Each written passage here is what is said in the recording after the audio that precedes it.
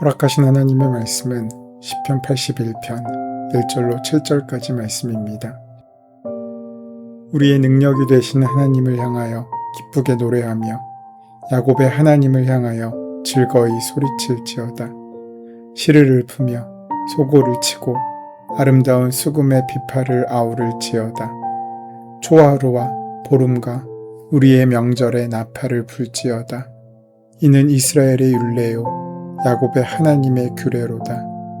하나님이 애굽 땅을 치러 나아가시던 때에 요셉의 족속 중에 이를 증거로 세우셨도다. 거기서 내가 알지 못하던 말씀을 들었나니 이르시되 내가 그의 어깨에서 짐을 벗기고 그의 손에서 광주리를 놓게 하였도다. 내가 고난 중에 부르짖음에 내가 너를 건졌고 우레소리의 은밀한 곳에서 내게 응답하며 무리바 물가에서 너를 시험하였도다. 셀라. 오늘 본문인 시편 81편의 표제어는 아삽의 시 인도자를 따라 깃딧에 맞춘 노래라고 되어 있습니다.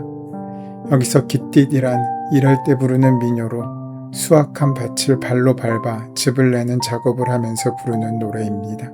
오늘 본문의 시편은 이스라엘 백성들이 절기에 낭송했던 감사시 및 예배시이자 지혜시입니다.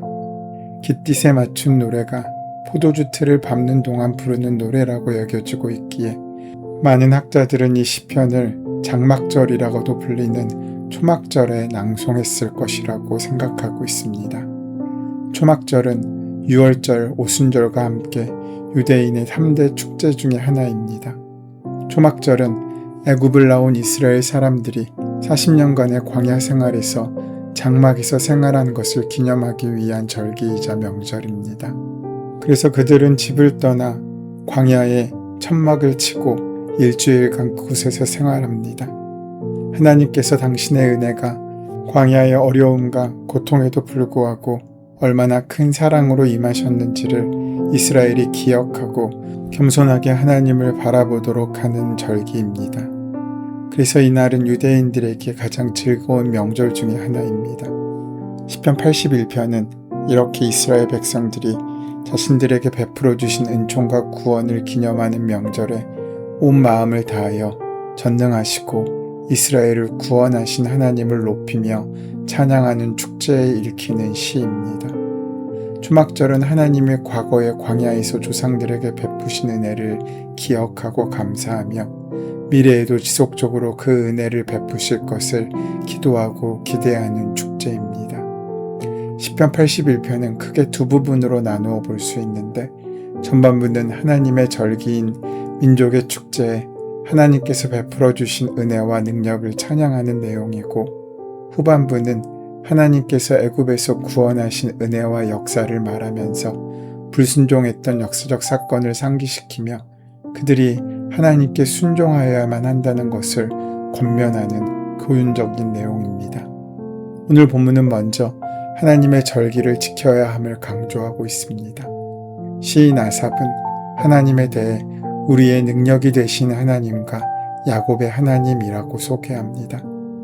우리가 믿는 하나님이 우리에게 능력이 되신다고 하는 것은 단지 하나님께서 모든 것을 아시며 모든 것을 하실 수 있는 분 정도가 아니라 하나님께서는 우리의 도움이 되시는 분이심을 의미합니다. 세상적인 힘이 있고 영향력이 있는 사람을 알고 있는 것만 해도 힘이 될 때가 있습니다. 하지만 인간이 유한한 존재이기 때문에 인간의 도움은 제한적일 수밖에 없습니다. 하지만 영원하신 하나님의 도우심은 그 한계가 없습니다. 그래서 하나님께서 인간은 결코 줄 수 없는 것인 영원한 생명을 우리에게 주셨습니다.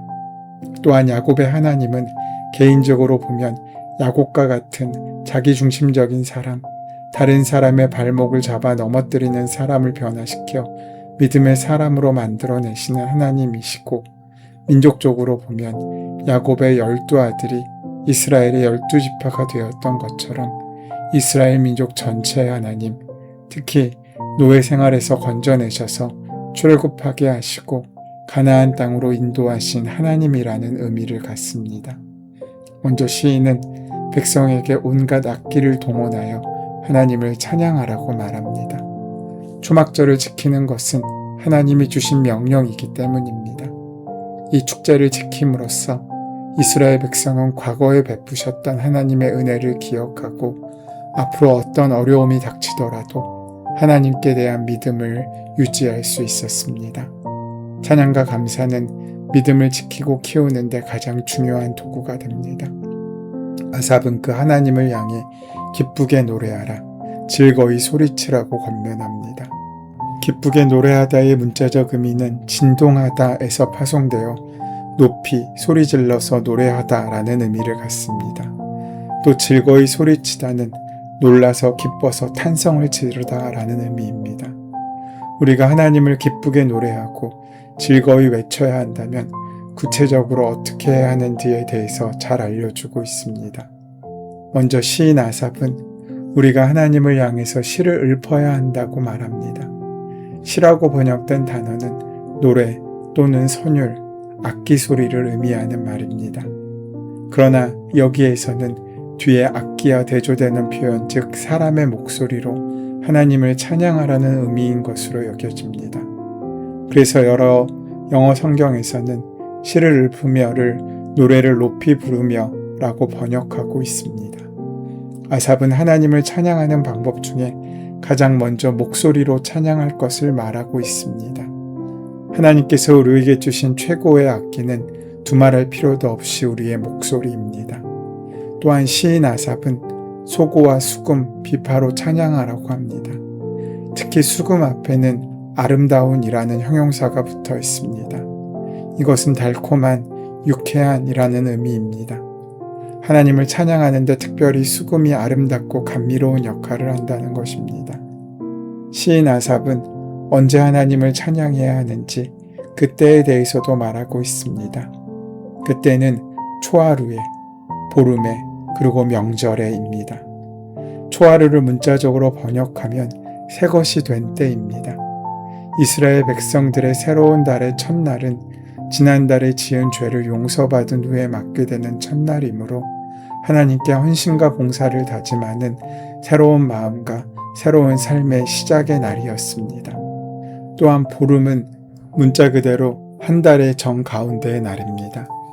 이때에도 예배를 드렸던 것으로 여겨집니다. 이 보름을 우리에게 적용한다면 주일 예배와 주일 예배 사이에 있는 수요 예배라고 할 수 있습니다.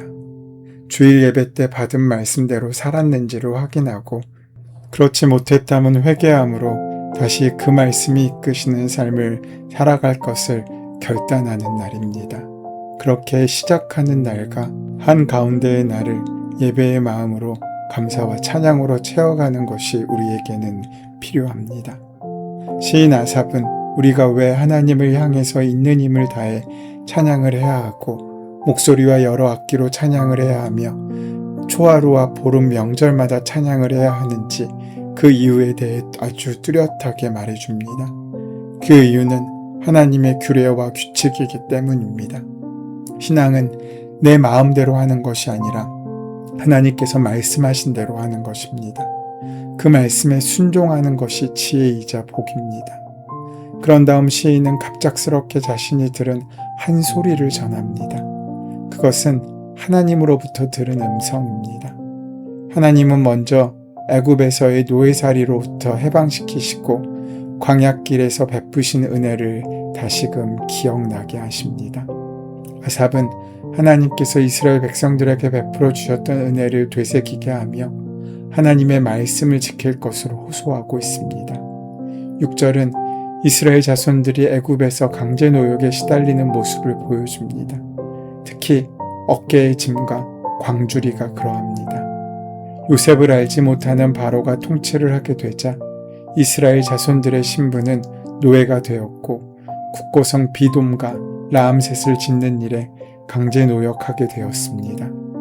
그때 남자들은 등에 지게를 지고 벽돌이나 흙을 날랐을 것이고 여인들은 광주리에 벽돌이나 흙을 담아서 이고 날랐을 것입니다.